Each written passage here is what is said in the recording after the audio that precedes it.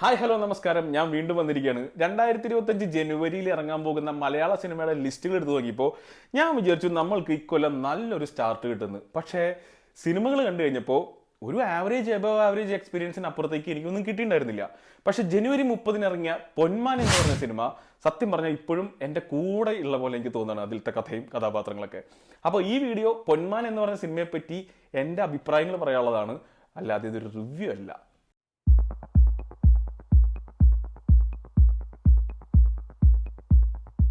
GR Indugopan എന്ന് പറഞ്ഞ എഴുത്തുകാരന്റെ 4-5 ചെറുപ്പക്കാർ എന്ന് പറഞ്ഞ നോവലിന്റെ ദൃശ്യാവിഷ്കാരമാണ് ഈ സിനിമ. ആർട്ട് ഡയറക്ടറായിട്ട് വർക്ക് ചെയ്തിരുന്ന ജ്യോതിഷ് ശങ്കർ ആദ്യമായിട്ട് സംവിധാനം ചെയ്യുന്ന സിനിമയാണ്. ഈ സിനിമയുടെ നട്ടെല്ല് എന്ന് പറയുന്നത് ഈ സിനിമയുടെ എഴുത്താണ്. അത് എന്തുകൊണ്ടാണെന്ന് ഞാൻ പറയാം. മനുഷ്യൻ അവനവന് ജീവിക്കാൻ വേണ്ടി കുറേ ചട്ടക്കൂടുകൾ ഉണ്ടാക്കി വെച്ചിട്ടുണ്ട്. അതിൻ്റെ ഉള്ളിൽ നിന്നുകൊണ്ടാണ് മനുഷ്യൻ സംസ്കാര സമ്പന്നനായിട്ട് ജീവിക്കുന്നത്. അത് ഒരു എക്സാമ്പിൾസ് പറയുകയാണെങ്കിൽ ഇപ്പോൾ കല്യാണം, കുടുംബം, ജോലി, വീട്, അങ്ങനെ കുറേ കാര്യങ്ങളിൽ ഇന്നെ പോലെ വേണം എന്ന് നമ്മൾ തീരുമാനിച്ചു വെച്ചിട്ടുണ്ട്.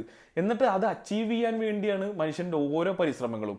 അപ്പോൾ ഇങ്ങനെ മനുഷ്യൻ ഉണ്ടാക്കി വെച്ച ഇതേ ചട്ടക്കൂടുകളുടെ ഉള്ളിൽ നിന്ന് മനുഷ്യൻ ശ്വാസം മുട്ടുന്ന കാഴ്ചയും നമ്മൾക്ക് നമ്മുടെ ചുറ്റും നോക്കിയാൽ മനസ്സിലാവും.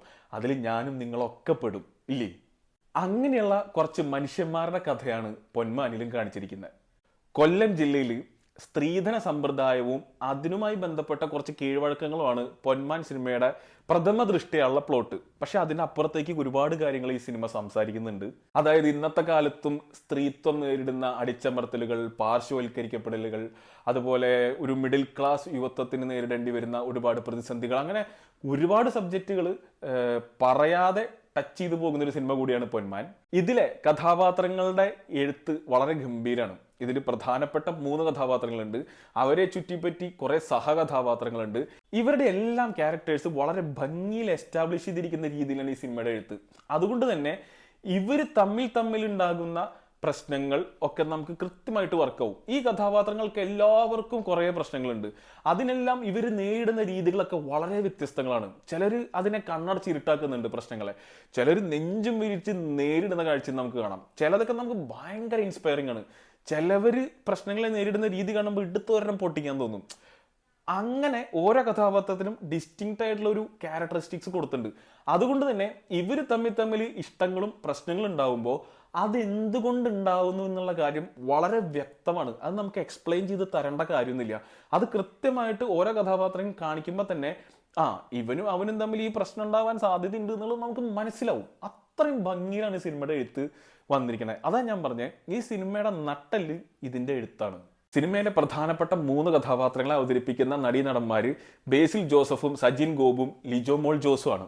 പിന്നെ സഹനടന്മാരായിട്ട് വേറെ ആൾക്കാരുണ്ട്. എല്ലാവരുടെയും പ്രകടനങ്ങൾ അടിപൊളിയായിരുന്നു. ഈ ബേസിൽ ജോസഫിന് ബോയ് നെക്സ്റ്റ് ഡോർ അല്ലെങ്കിൽ പക്കത്ത് വീട്ടിലെ പയ്യൻ എന്ന് പറഞ്ഞൊരു ഇമേജ് ഉണ്ടായിരുന്നു. അദ്ദേഹം ആക്ടിങ് കരിയർ തുടങ്ങിയ കാലത്ത് അദ്ദേഹത്തിനെ ഒരു ലൈക്കബിൾ ക്യാരക്ടറായിട്ട് സിനിമയിൽ നിലനിന്ന് പോകാൻ സഹായിച്ചതും അങ്ങേരുടെ ആ ഇമേജാണ്. പക്ഷേ ഒരു കരിയർ തുടങ്ങാനും എസ്റ്റാബ്ലിഷ് ആവാനും ആ ഇമേജ് മൂപ്പരെ സഹായിച്ചിട്ടുണ്ടെങ്കിൽ ഇപ്പോൾ വളരെ റെലവൻ്റ് ആയിട്ടുള്ള ബാങ്കബിൾ ആയിട്ടുള്ള ഒരു ആക്ടറായിട്ട് മൂപ്പരെ നിലനിന്നുവാൻ സഹായിക്കുന്നത് അങ്ങേരുടെ സിനിമാ ചോയ്സുകളാണ്. അങ്ങേര് ആ ബോയ് നെക്സ്റ്റ് ഡോർ ഇമേജ് ഉപേക്ഷിച്ച് അങ്ങേരുടെ കംഫർട്ട് സോൺ വിട്ട് കുറേ കിടിലൻ കഥാപാത്രങ്ങളെ സെലക്ട് ചെയ്യുന്നത് കൊണ്ടാണ് മൂപ്പരുടെ പടങ്ങൾ വർക്കാവുന്നത് എന്നൊരു അഭിപ്രായമുണ്ട്. ഇപ്പോൾ സൂക്ഷ്മദർശിനി അങ്ങനെ ഒരു സിനിമയായിരുന്നു. ഈ പൊന്മാൻ എന്ന് പറഞ്ഞ സിനിമ അതുപോലൊരു സിനിമയാണ്. ഈ ബേസിൽ ജോസഫിനെ നമ്മൾ ഇതിനു മുമ്പ് കണ്ടിട്ടില്ല. വളരെ ബ്രില്യൻ്റ് ആയിട്ട് പി അജേഷ് എന്ന് പറഞ്ഞ ആ ക്യാരക്ടറിനെ ബേസിൽ ജോസഫ് കിട്ടിലായിട്ട് ചെയ്തിട്ടുണ്ട്.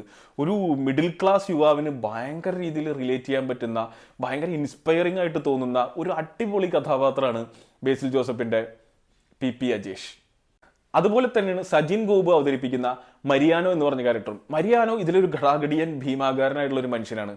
ആവേശം എന്ന് പറഞ്ഞ സിനിമ വന്നു. ഫഹദ് ഫാസിലിന്റെ ഒപ്പം കട്ടക്ക് ഇടിച്ചു നിൽക്കുന്ന ആ അംബാൻ എന്ന് പറഞ്ഞ ക്യാരക്ടർ താൻ ആരാണെന്നും എന്താണെന്നും ലോകത്തിന് കാണിച്ചു കൊടുക്കാൻ സജിൻ ഗോപുവിന് സാധിച്ചു. അതിനുശേഷം മൂപ്പർക്ക് കിട്ടിയിരിക്കുന്ന ഒരു ഫുൾ ഫ്ലഡ്ജഡ് റോളാണ് ഈ പൊന്മാൻ എന്ന് പറഞ്ഞ സിനിമ. സജിൻ ഗോപു നായകനായിട്ടുള്ള പൈങ്കിളി എന്ന് പറഞ്ഞ സിനിമ വരുന്നുണ്ട്. അനശ്വര രാജനാണ് അതിലത്തെ ഹീറോയിൻ, ഞാൻ മനസ്സിലാക്കിയെടുത്തോളം.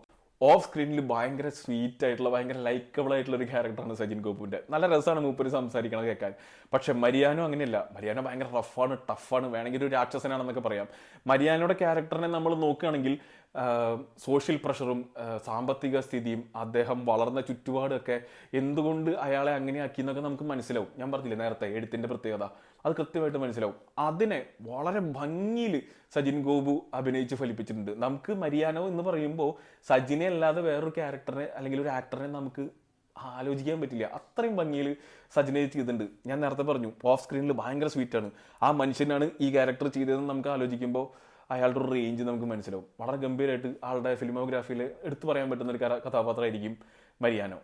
അതുപോലെ തന്നെയാണ് ലിജോ മോൾ ജോസും. ലിജോ മോൾ ജോസ് ഒരു സിനിമയുടെ ഭാഗമാവുക എന്ന് പറയുമ്പോൾ തന്നെ എനിക്ക് പേഴ്സണലി ആ സിനിമയോട് ഒരു ക്യൂരിയോസിറ്റി തോന്നാറുണ്ട്. ഈ ലിജോ മോൾ ജോസിന്റെ ഫിലിമോഗ്രാഫി എടുത്ത് നോക്കിക്കഴിഞ്ഞാൽ മഹേഷിന്റെ പ്രതികാരത്തിലൂടെയാണ് സിനിമയിലേക്ക് വന്നതെങ്കിലും കുറെ അധികം സിനിമകളൊന്നും ചെയ്തിട്ടില്ല. ചെയ്ത സിനിമകളാണെങ്കിൽ എന്തെങ്കിലും കാര്യങ്ങളൊക്കെ പ്രേക്ഷകരോട് പറയാൻ താല്പര്യപ്പെടുന്ന സിനിമകളാണ്. അതുകൊണ്ട് തന്നെ ലിജോ മോൾ ജോസ് പൊന്മാൻ എന്ന് പറയുന്ന സിനിമയിൽ ഉണ്ടെന്ന് കേട്ടപ്പോൾ തന്നെ ഇതിലെന്തെങ്കിലും കാണും എന്നൊരു പ്രതീക്ഷ എനിക്കുണ്ടായിരുന്നു. ആ പ്രതീക്ഷ ഒട്ടും തെറ്റിച്ചിട്ടില്ല. വളരെ കുറച്ച് കാര്യങ്ങൾ സ്ക്രീനിൽ ചെയ്ത് വളരെ അധികം കാര്യങ്ങൾ കൺവേ ചെയ്യാൻ പറ്റുന്ന തരത്തിലുള്ള ആർട്ടിസ്റ്റാണ് ലിജോ മോൾ.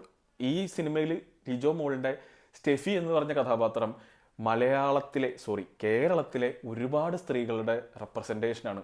വളരെ ഭംഗിയിൽ എന്നാൽ വളരെ മിനിമലി എക്സെപ്ഷണലി കൺവേ ആവുന്ന രീതിയിൽ ലിജോ മോൾ ഈ ക്യാരക്ടറിനെ ചെയ്തിട്ടുണ്ട്.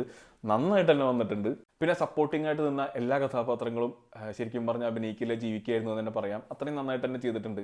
ശരിക്കും പൊന്മാൻ എന്ന് പറഞ്ഞ ഈ സിനിമ ഒരു ലോക്കി മാസ് പടം കൂടിയാണ്. പി അജേഷ് എന്ന് പറഞ്ഞ ബേസിൽ ജോസഫിന്റെ ക്യാരക്ടർ സത്യം പറഞ്ഞാൽ ഒരു സൂപ്പർ സ്റ്റാർ സിനിമയിൽ ഒരു സൂപ്പർ സ്റ്റാറിന്റെ കഥാപാത്രം കടന്നു പോകുന്ന എല്ലാ ക്യാരക്ടർ ആർക്കിൽ കൂടിയും കടന്നു പോകുന്നുണ്ട്. അങ്ങനെ ഒരു സൂപ്പർ സ്റ്റാർ കഥാപാത്രം ചെയ്യേണ്ടുന്ന എല്ലാ മാസ് പരിപാടികളും ഈ പടത്തിൽ ബേസിലിന്റെ കഥാപാത്രം ചെയ്യുന്നുണ്ട്. പക്ഷെ അതെല്ലാം മണ്ണിൽ ചവിട്ടി നിന്നിട്ടുള്ള കുറച്ച് റിയലിസ്റ്റിക് അപ്രോച്ച് ആയതുകൊണ്ട് തന്നെ മേ ബി അതിനൊരു കയ്യടി കിട്ടുന്നത് കുറവായിരിക്കും. ഞാൻ ചെന്നൈയിൽ വളരെ കുറച്ച് ആൾക്കാരുടെ ഒപ്പം കണ്ട സിനിമയായിട്ട് കൂടി ആ മൊമെന്റ്സ് വരുമ്പോൾ ഞാൻ കയറി കൈയടിച്ചിരുന്നു. ഇതൊരു കേരളത്തിൽ ഒരു ഫുൾ പാക്ഡ് തിയേറ്ററിൽ ഇരുന്ന് ഞാൻ കണ്ടിരുന്നെങ്കിൽ മേ ബി എനിക്ക് കുറച്ചും കൂടി നല്ല രീതിയിൽ ഇത് എൻജോയ് ചെയ്യാൻ പറ്റിയെന്നെ. റിഗ്രറ്റ്സ് ഒന്നുമില്ല. ഞാൻ നന്നായിട്ട് എൻജോയ് ചെയ്ത പടം തന്നെയാണ് പൊന്മാൻ. പക്ഷെ ഒരു ലോക്കി മാസ് പടത്തിന്റെ എല്ലാ എലമെന്റ്സ് ഉള്ള സിനിമയാണ്. മേ ബി ഇതെന്റെ മാത്രം അഭിപ്രായമായിരിക്കും. സിനിമ കണ്ടതിന് ശേഷം നിങ്ങൾ നിങ്ങളുടെ അഭിപ്രായം കൂടി പറയണം. പിന്നെ ടെക്നിക്കലി ഭയങ്കര സൗണ്ട് ആയിട്ടുള്ള പടം. ജസ്റ്റിൻ വർഗീസിന്റെ മ്യൂസിക് ഈ സിനിമയിൽ എലിവേറ്റ് ചെയ്യുന്ന രീതി ഭയങ്കര കിടലാണ്. കാരണം വളരെ ഹാർഡ് ഹിറ്റിംഗ് ആയിട്ടുള്ള സബ്ജക്റ്റുകൾ പറയുന്ന സിനിമയാണ്. അതായത് ഇതൊരു ബേസിൽ ജോസഫിന്റെ പടം ആയതുകൊണ്ട് ഇതിനൊരു കോമഡി എന്റർടൈനർ എന്നുള്ള അപ്രോച്ചിൽ നിങ്ങൾ പോയി കാണാൻ നിന്ന് നിരാശയായിരിക്കും. പക്ഷേ ഭയങ്കര ത്രില്ലിംഗ് ആയിട്ടുള്ള ഭയങ്കര കോൺഫ്ലിക്റ്റുകളുള്ള ആ ഡ്രാമയൊക്കെ എലിവേറ്റ് ചെയ്ത് നിർത്തുന്നതിൽ ജസ്റ്റിൻ വർഗീസിന്റെ മ്യൂസിക്കിന് ഭയങ്കര ഇമ്പോർട്ടൻസ് ഉണ്ട്. അതുപോലെ തന്നെ കൊല്ലം എന്ന് പറഞ്ഞ ജില്ലയ്ക്ക് വേണ്ടി ഒരു പാട്ടും ജസ്റ്റിൻ വർഗീസ് ഈ പടത്തിൽ ഒരുക്കിയിട്ടുണ്ട്. ആ പാട്ട് നൈസായിരുന്നു. കൊല്ലംകാർ കണ്ടിട്ട് ഇഷ്ടപ്പെട്ടു എന്ന് പറയണം. എനിക്ക് ഇഷ്ടപ്പെട്ടു. Ponman is a nice movie. എനിക്ക് നന്നായിട്ട് വർക്കായ movie. Easily one of the favourite movies of 2025. അധികം സിനിമകൾ ഇറങ്ങിയിട്ടില്ല. എന്നാൽ പോലും ഈ കൊല്ലം കഴിയുമ്പോൾ ഇതെൻ്റെ ഒരു ഫേവറേറ്റ് ലിസ്റ്റിൽ ഉണ്ടാവേണ്ട സിനിമ തന്നെയാണെന്നാണ് ഞാൻ മനസ്സിലാക്കിയിട്ടുള്ളത്. മണ്ണിൻ്റെയും മനുഷ്യൻ്റെയൊക്കെ മണമുള്ള സിനിമകൾ ഇതുപോലെ പറയണം, ഇതുപോലത്തെ സബ്ജക്റ്റുകളും പറയണം, എന്നാൽ പ്രേക്ഷകർ എൻ്റർടൈൻ ആയിട്ട് ഇരിക്കുകയും വേണം. ആ രീതിയിലുള്ള സിനിമകൾ ഇനിയും വരട്ടെ എന്നാഗ്രഹിക്കുന്നു. ജ്യോതിഷ് ശങ്കർ ഇനി ചെയ്യാൻ പോകുന്ന അടുത്ത സിനിമ ഏതാണെന്നുള്ള കാര്യത്തിൽ ഞാൻ വളരെ കൗതുകത്തോടെയാണ് ഇരിക്കണേ. അപ്പോൾ അടുത്ത വീഡിയോയിൽ അടുത്ത സിനിമയായിട്ട് വരാം. കാണാം.